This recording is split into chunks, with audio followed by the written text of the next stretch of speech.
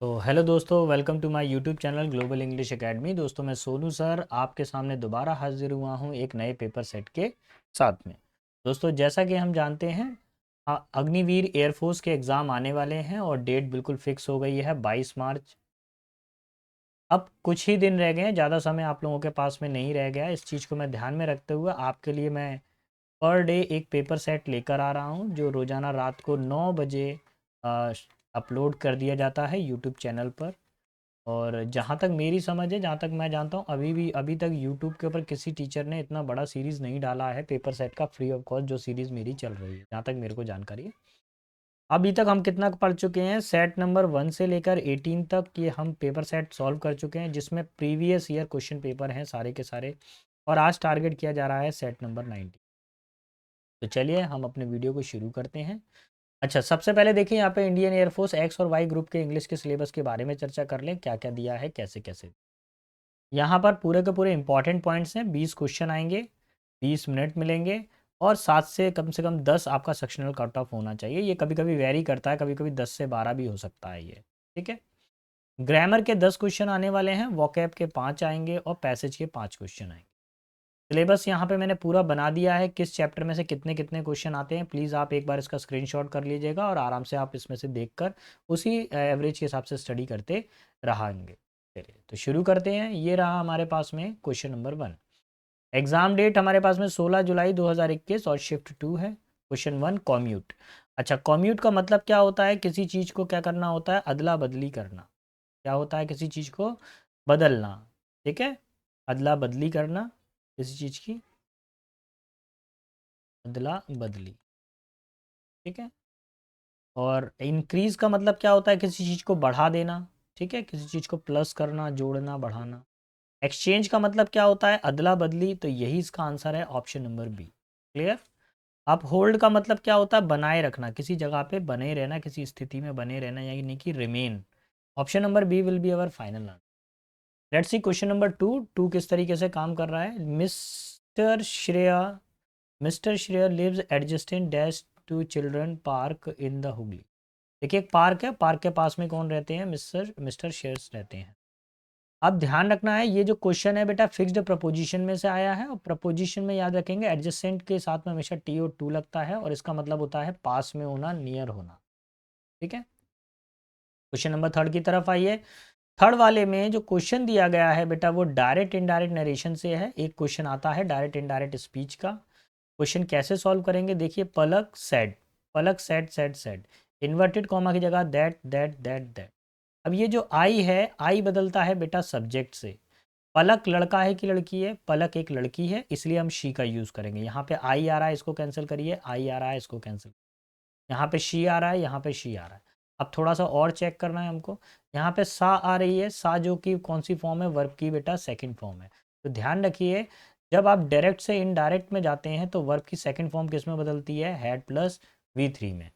यहाँ पर क्या आ रहा है बेटा? फोर्थ वाले ऑप्शन में विल आ रहा है, जो कि गलत हो गया। केवल एक ही ऑप्शन है हैड सीन, जो हमारी हैड प्लस V3 है।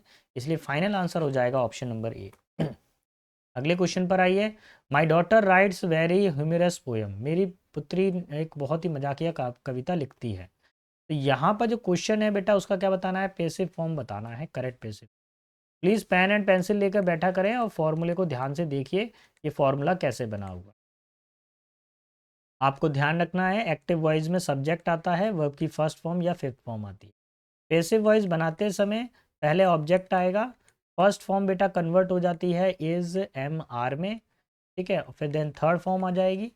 हर सभी पैसिव वॉइस में वर्ब की थर्ड फॉर्म का यूज़ किया जाता है, और लास्ट में आ जाता है बेटा सब्जेक्ट। बस शुरू हो जाइए, सारी चीज़ों को लिख दिया है मैंने, अब सिर्फ आपको मार्क करना है। ये बेटा सब्जेक्ट है हमारे पास में, ये हमारे पास में वर्ब की फिफ्थ फॉर्म है, और यहाँ पर जो वेरी ह्यूमरस पोएम है, ये ऑब्जेक्ट हो गया। तो सेंटेंस की शुरुआत वेरी ह्यूमरस पोएम से होनी चाहिए। यहाँ पे ये माई डॉटर दिया हुआ है, ये कैंसिल हो गया। Very humorous poems, poems plural है, इसलिए आर का यूज़ किया जाएगा। यहाँ तक तो ठीक है। और देख लेते हैं, पोएम्स वर आ रहा है, वर का तो कोई यूज़ ही नहीं है, इसको भी कैंसिल करिए। यहाँ पर आर आ गया है। अच्छा, आर के बाद में क्या आनी चाहिए? वर्ब की थर्ड फॉर्म आनी चाहिए, रिटर्न थर्ड फॉर्म है। यहाँ पर क्या आ रहा है? बीइंग आ रहा है, तो ये भी गलत हो गया। तो option number A will be my final answer. Clear. आगे बढ़ते हैं अगले क्वेश्चन की तरफ। क्वेश्चन नंबर 5 क्या कह रहा है? अब क्वेश्चन नंबर 5 में बेटा आपको स्टोरी अरेंजमेंट करनी है, पूरा सेंटेंस, इसको बोलते हैं जंबल्ड ऑर्डर। जंबल्ड सेंटेंस होते हैं, इनको आपको अरेंज करना होता है स्टोरी को ABCD के क्रम में। कौन पहले आएगा कौन बाद में आएगा, इस चीज़ का ध्यान रखना होता है। तो मैं शुरू करूँगा सेंटेंस में। सबसे पहले मेरी कोशिश ये रहेगी कि मैं एक सब्जेक्ट को ढूंढूं, एक हेल्पिंग वर्ब को ढूंढूं और मेन वर्ब देन ऑब्जेक्ट को ढूंढूं। सबसे पहले मेरे को यही काम करना चाहिए, तो मैं ढूंढना शुरू करूँगा। मैं अगर देखूँ यहाँ पे the telephone and the electric companies. अच्छा, देखिए यहाँ पर बीच में एंड आ गया है, तो अभी थोड़ा सा इसको रुक जाइए, इसको अभी देखते हैं। The streets are paved now and, अगर मैं देखूँ यहाँ पे तो सेंटेंस बी से शुरू होने की संभावना है, इसको थोड़ा सा होल्ड करके रखेंगे। द शेड ट्रीज डैश, ये तो नहीं होगा। देखिए एटसेट्रा अगर किसी सेंटेंस में लगता है तो वो उदाहरण को दर्शाता है, और उदाहरण हमेशा अंत में आता है, शुरुआत में नहीं आता। तो सी से तो ये नहीं होना चाहिए, शुरुआत में सी। सी लास्ट में हो सकता है लेकिन शुरू में तो नहीं हो सकता। ठीक है, आर आर आ रहा है, आर कटिंग डी से तो कोई सेंटेंस शुरू होगा ही नहीं। अब बचा हमारे पास में ए और बी। सेंटेंस की शुरुआत में आएगा A. The streets are paved now and the telephone and electricity companies, A उसके बाद में आएगा ए, फिर आएगा D, are cutting down more and more of the shade trees the water oaks and the maples. तो बेटा ये सही आंसर होगा, वो बनेगा ऑप्शन नंबर 1। ठीक है, ये स्टोरी का बिल्कुल सही फॉर्मेट है, जो बिल्कुल प्रॉपर अरेंज हो रहा है। सब्जेक्ट के बाद में वर्ब चाहिए, वो सारी चीज़ें फॉलो कर रहा है, ऑप्शन नंबर 1। देखिए क्या लिखा हुआ है, आपको वन वर्ड सब्सटीट्यूशन बताना है, और वन वर्ड सब्सटीट्यूशन में क्या दिया हुआ है? One who offers his service of his own will, व्यक्ति जो अपनी स्व इच्छा से लोगों को सर्विस देता है उसको क्या बोला जाता है? सर्वेंट। सर्वेंट का मतलब होता है नौकर। वर्कर का मतलब क्या होता है? मजदूर होता है। ठीक है, वॉलेंटियर का मतलब क्या होता है? वॉलेंटियर का मतलब होता है स्वयं सेवक। और क्रू का मतलब होता है बेटा कर्मी दल, कर्मचारी दल या कर्मी दल। अगर आप इसको प्रॉपरली चेक करें तो जो स्वेच्छा से कोई काम करता है that is called volunteer. Option number C will be final answer. अब मैं क्वेश्चन नंबर 7 पर आता हूँ। 7 क्या कह रहा है? 7 वाले में बेटा फिल इन द ब्लैंक दिया है, और आपको इस फिल इन द ब्लैंक के लिए 4 ऑप्शन दिए गए हैं, आपको एक फाइनल ऑप्शन भरना है। देखिए भाई, इस वाले फॉर्मूले को प्लीज़ स्टार प्लस कर लीजिएगा, बहुत इंपॉर्टेंट फॉर्मूला है। Subject plus had plus V3 plus object comma, फिर सब्जेक्ट आएगा, उसके बाद में क्या आ जाएगा बेटा? Would have. ठीक है, वुड हैव आने के बाद में फिर क्या आ जाएगा? V3 आ जाएगा और देन ऑब्जेक्ट आ जाएगा। अगर मैं फॉर्मूले को मैच करूँ तो यहाँ पे तो वुड हैव प्लस V3 दिया हुआ है, वुड हैव प्लस V3 दिया हुआ है, लेकिन फिल इन द ब्लैंक पे क्या आना चाहिए? Had plus V3। यहाँ पर हैव आ रहा है, नहीं, ये भी कैंसिल, ये भी कैंसिल। एक ही ऑप्शन है, ऑप्शन नंबर ए, जो हमारा सही बैठेगा, if I had found. Clear? Let's see question number 8। अब 8 में क्या करना है? 8 वाले के लिए भी प्लीज़ बेटा एक फॉर्मूला बना लीजिए। दोनों ही इंपॉर्टेंट फॉर्मूले हैं, बार बार आते ही रहा है एग्जाम के अंदर। इफ सब्जेक्ट प्लस वर्ब की first form then fifth form plus object, comma subject plus will और शैल प्लस वर्ब की फर्स्ट फॉर्म प्लस ऑब्जेक्ट। ठीक है, अभी हमारे पास में क्या दिया हुआ है? यहाँ पे सेट वर्ब की फर्स्ट फॉर्म दी गई है, ये बिल्कुल सही है, लेकिन यहाँ फिल इन द ब्लैंक में क्या आना चाहिए? यहाँ पे फिल इन द ब्लैंक में क्या आना चाहिए? विल शैल के साथ में वर्ब की फर्स्ट फॉर्म। तो मैनेज करिए, पहला वाला नहीं आएगा, सेकंड में विल लगा हुआ है, ये बिल्कुल सही है, थर्ड नहीं आएगा। तो option number B will be my final answer. Clear? दोनों ही इंपॉर्टेंट फॉर्मूले हैं, प्लीज़ इसको तैयार रखिएगा। चलिए, the story in Arabian nights are really full dash, full dash excitement. तो देखिए फुल के साथ में कौन सा प्रपोजिशन आता है? Full of excitement. आप लोगों ने सुना होगा, क्या सुना है वर्ड? फुल ऑफ एक्साइटमेंट, यही इसका फाइनल आंसर है, और फिक्स्ड प्रपोजिशन। चलिए क्वेश्चन नंबर 10 पर आते हैं। 10 क्या बोल रहा है? A beautiful green bird flu dash the mountain, एक सुंदर पक्षी, हरे रंग का पक्षी माउंटेन के ऊपर से उड़ता हुआ जा रहा है। तो ऊपर से उड़ता हुआ जा रहा है तो क्या होगा? Flu over. ये भी एक फिक्स्ड प्रपोजिशन का क्वेश्चन पार्ट है। अगर बेटा आपको मेरा पढ़ाना पसंद आ रहा है, अगर आपको लग रहा है कि सर हमें अच्छा पढ़ा रहे हैं और सर का जो कंटेंट है बहुत ही इंपॉर्टेंट कंटेंट है, आपको लग रहा है कि पेपर में बहुत हेल्पफुल होने वाला है, तो प्लीज़ मेरे चैनल को लाइक शेयर सब्सक्राइब करना ना भूलिएगा।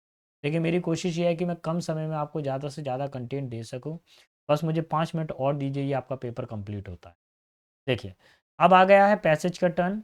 Global warming is termed used for the observed centuries scale rise in the average of temperature of earth climate system and it related to the effect. देखिए global warming के बारे में बताया जा रहा है और कई सदियों से इसका जो टेम्परेचर वो अचानक से बढ़ता ही जा रहा है। Scientists are more than 95% certain that the nearly all the global warming is caused by increasing concentration of the greenhouse gases। देखिए ग्रीन हाउस गैसेस का शॉर्ट फॉर्म क्या होता है, GHGs। ग्रीन हाउस गैसेस के कारण क्या, ग्लोबल वार्मिंग के कारण क्या हो रहा है, ग्रीन हाउस गैसेस में भी इफेक्ट पड़ रहा है। And other human caused emission, और बाकी जो मानवता के द्वारा जो जैसे जो एमिशंस हो रहे हैं, जो मानवता के द्वारा जो उत्सर्जन हो रहा है, उसके कारण भी ग्लोबल वार्मिंग हो रही है। With in the earth atmosphere accumulating green house gases, हमारे धरती के वातावरण के अंदर ग्रीन हाउस गैसेज इकट्ठी हो रही हैं। कौन कौन सी, like water vapour, carbon dioxide, methane, nitrous oxide and ozone are the gases within the atmosphere. जो हमारे एटमोसफियर के अंदर ये जो गैसेज हैं, ये सारी की सारी गैसेज हमारे एटमोसफियर में शामिल हैं। That absorb and emit the heat, ये क्या होती हैं, ये हीट उत्पाद करती हैं। इंक्रीजिंग और decreasing amount of the green house gases within the atmosphere act to either hold in और release more than the heat from the sun. देखिए ये क्या करती हैं, ये ग्रीन हाउस गैसेस का जो इफेक्ट ये होता है कि एक तो ओजोन लेयर क्या हो जाती है, पतली हो जाती है। जब ओजोन लेयर पतली हो जाएगी तो हमारे अर्थ पर क्या आने लगेगी, डायरेक्ट हीट आने लगेगी। ठीक है। और अब देखिए क्या होता है, अवर एटमोसफेयर इज गेटिंग हॉटर, हमारा एटमोसफेयर और ज़्यादा गर्म हो जाता है। मोर टर्बुलेंट, और ही ज़्यादा खतरनाक हो जाता है। And more unpredictable because the boiling and churning effect caused by the heat trapping greenhouse gases within the upper layer of the atmosphere। Atmosphere के अपर लेयर के अंदर क्या होता है, ग्रीन हाउस गैसेस का इफेक्ट शामिल रहता है इसके अंदर। With which increase of carbon methane, जिसके कारण क्या होता है, कार्बन और मीथेन बढ़ते हैं। And other greenhouse gases can level in the atmosphere and our local weather and global climate are further agitated and heated and बोल। देखिए कुल मिला के ग्रीन हाउस के कारण क्या होता है कि वातावरण में बहुत ज़्यादा टेंशन्स क्रिएट होते हैं, जिससे क्या होता है, वातावरण बहुत ज़्यादा गर्म हो रहा है ना, गर्मी बढ़ रही है, लोगों को स्किन कैंसर हो रहा है, पानी भी बहुत ज़्यादा गर्म हो, बर्फ़ जो थी वो बर्फ़ क्या हो रही है, ग्रीन हाउस गैसेस के कारण पिघल कर सागर में आ रही है और पानी का स्तर बढ़ता जा रहा है। चलिए 11 वाले क्वेश्चन पर आते हैं। तो 11 वाले में बोला गया, what percentage of the certainty shows in the scientist that nearly all the global warming is caused by increasing the concentration of green house gases. भैया देखिए इसमें केवल एक ही मैथमेटिकल वैल्यू आई है, मोर देन 95%। पूरे पैसेज के अंदर यही आया है, सिर्फ इसी को याद रखिए, इसमें ज़्यादा सोचना ही नहीं था। देखिए पहले पेज पर ही बताया है, more than 95%।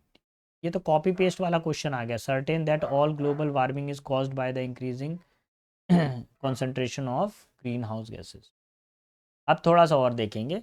Our atmosphere is getting hotter, more turbulent and more unpredictable because of, किसके कारण हो रहा है हमारा वातावरण खराब, बॉइलिंग एंड चर्निंग इफेक्ट। ये इफेक्ट आया था, ये आया था, देखिए इफेक्ट अगर मैं दिखाऊं यहाँ पर आ गया, देखिए यहाँ पे लिखा हुआ है, ये लाइन देखिए, our atmosphere is getting hotter and more turbulent and more unpredictable because of boiling and churning effect.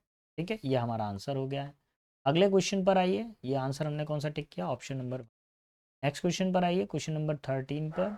With each increase of the which gas level in the atmosphere और the local weather and the global climate are further एगिटेड।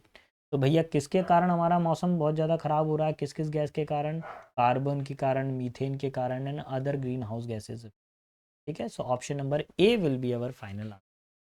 ठीक है, बाकी gases नहीं है उसमें। चलिए तो अब वर्ड आ गया हमारे पास में टर्बुलेंट। टर्बुलेंट का मीनिंग बताना है क्या होता है। एक्चुअली टर्बुलेंट का मतलब होता है जो अशांत हो, जो शांत नहीं हो, है ना, शोर मचाता हुआ, अशांत। डिस्टर्बिंग का मतलब क्या होता है, परेशान। फ्राइटनिंग का मतलब क्या होता है, भयावह, यानी कि डरावना भी कह सकते हैं आप। ट्रांजिएंट का मतलब होता है क्षणिक, जो पल भर रहेगा, थोड़ी देर बाद, जैसे पानी का बुलबुला। और टेम्पेस्ट का मतलब क्या होता है, तूफानी। तो टर्बुलेंट का मतलब क्या होता है कि जो अशांत हो, यानी तूफान क्या होता है, अशांत होता है। Option number D will be our final. Clear. 15 पर आइए, 15 क्या बोल रहा है, the audience has taken there seat. अब देखिए ऑडियंस है यहाँ पर, और बोला गया है ऑडियंस ने अपनी सीट पर बैठ गए, तो ऑडियंस थोड़ी है कि बहुत सारी है, ऑडियंस तो बहुत सारी है, तो यहाँ पर हैज़ क्यों आएगा बेटा, हैज़ वर्ब नहीं आएगी, क्या आएगा यहाँ पर, हैव आएगा। Option number A will be final. Clear. चलिए बस हम पहुँचने वाले हैं, 15 क्वेश्चन हो गए, 5 क्वेश्चन और रह गए हैं हमारे। देखिए एडिट, एडिट का मतलब क्या होता है, किसी चीज़ को क्या करना, सुधारीकरण करना या संपादित करना, ठीक है, उसके अंदर करेक्शन करना, संपादित करना। अच्छा कैंसिल का मतलब कैंसिल करना, इम्प्रूव का मतलब होता है किसी चीज़ को सुधारना। फिर क्या दे हुआ है, रीअसाइन यानी कि पुनः सम्मिलित होना, है ना। मतलब रीअसाइन का मतलब क्या होता है, पुनः असाइन करना या पुनः सम्मिलित होना किसी काम में, या पुनः सम्मिलित होना। नेक्स्ट है इग्नोर, मतलब मना करना होता है। अभी हमको जो आंसर चाहिए वो क्या हो जाएगा, एडिट का मतलब क्या होता है, सुधार करना होता है, और आपको इसका क्या बताना है बेटा, सिमिलर मीनिंग बताना है, तो यही इसका आंसर हो जाएगा ऑप्शन में। क्लियर। चलिए क्वेश्चन नंबर 17 पर आते हैं। 17 क्या बोल रहा है, रिविलेशन। रिविलेशन का मतलब क्या होता है, उजागर करना, उजागर करना रिविलेशन, ठीक है। फिर है कॉन्सिडरेशन। कॉन्सिडरेशन का मतलब क्या होता है बेटा, इसका आप मेरे को लिख कर बताइएगा जरा ग्रुप के अंदर आप, ये चलिए होमवर्क दिया मैंने ये आपको, क्योंकि होमवर्क करोगे तभी मेरे को समझ में आएगा। होमवर्क बताना कॉन्सिडरेशन का मीनिंग क्या होता है। जजमेंट का मतलब क्या होता है, न्याय होता है। कंसीलमेंट का मतलब होता है किसी को छिपाना, क्या होता है, छिपाना किसी चीज़। हाइड करना, क्या हो जाएगा, हाइड करना। डिस्ट्रक्शन का मतलब होता है नष्ट करना, डिस्ट्रॉय करना। तो अभी हमारा आंसर क्या चाहिए, उजागर करने का अपोजिट क्या हो जाएगा बेटा, कंसीलमेंट यानी कि छिपाना, यही पूछा था, अपोजिट पूछा गया था। Option number C will be our final. Question number 18 पर आइए, आपको वर्ब फॉर्म बतानी है इस वर्ड की, एग्जामिनेशन वर्ड की। अच्छा एग्जामिनेशन में TIUN आ रहा है, जिसमें TIUN होता है बेटा वो नाउन फॉर्म होती है ना। अब इसमें वर्ब फॉर्म बतानी है, वर्ब फॉर्म में देखिए एग्जामिनर लगा हुआ है, ये पर्सन को दर्शाता है, एग्जामिनेट ये भी पर्सन को दर्शाता है, एग्जाम एक नाउन है, एग्जामिन केवल वर्ब है, यही हमारा फाइनल आंसर हो जाएगा ऑप्शन नंबर। चलिए तो जवानों क्वेश्चन नंबर 19 पर आ जाइए, इसमें आपको क्या बताना है, करेक्ट स्पेलिंग बतानी है। करेक्ट स्पेलिंग बेटा किसकी सही स्पेलिंग है, नरिशमेंट की। नरिशमेंट की स्पेलिंग बिल्कुल सही है, जिसका मतलब क्या होता है, पोषण, क्या होता है, पोषण, बालों को पोषण मिलता है ना, नरिशमेंट। सेशन के आज लास्ट क्वेश्चन पर आ गए हम लोग, और लास्ट क्वेश्चन को सॉल्व करने से पहले मैं आपको एक बार बता दूं, रोजाना रात को 9 बजे हम आपके लिए एक पेपर सेट लेकर आते हैं, जो पेपर सेट बिल्कुल आपके एग्जाम पैटर्न पर डिपेंड करता है। कल फिर हाजिर होंगे हम एक नए पेपर सेट के साथ में, तो तैयार रहिएगा। देखिए the women broke up when the police told her that her son had died. महिला क्या है, पूरी की पूरी क्या है कि उसने, महिला बिल्कुल टूट गई जब उसने ये देखा कि उसके पुत्र की, जो पुलिस वाले ने बताया कि उसकी पुत्र की मृत्यु हो गई है। तो ब्रोकन अप नहीं होगा बेटा, दुख से अगर कोई व्यक्ति टूट जाता है तो ब्रोक डाउन होता है, क्या होता है, ब्रोक डाउन होता है। Option number A will be our final. Clear, क्या हो जाएगा, ऑप्शन नंबर ए। ठीक है। आई होप आपको मेरा पढ़ाना पसंद आया होगा, स्पीड थोड़ा फास्ट रहती है, उसका रीज़न ये है कि आपको एग्जाम में वही 20 मिनट मिलते हैं, 20 मिनट के अंदर आपको ये इंग्लिश के 20 क्वेश्चन सॉल्व करने हैं। स्पीड मेंटेनेंस करने के लिए मैं थोड़ा सा फास्ट पढ़ा। आपको मेरा पढ़ाना पसंद आया हो तो प्लीज़ मेरे चैनल को लाइक शेयर सब्सक्राइब करना ना भूलिएगा। अगर आपको कोई भी कैसा भी डाउट है तो प्लीज़ मुझे कमेंट बॉक्स में लिखिएगा, तो मैं आपके सारे डाउट को सॉल्व करूँ। जय हिंद जवानों, मिलते हैं नेक्स्ट वीडियो।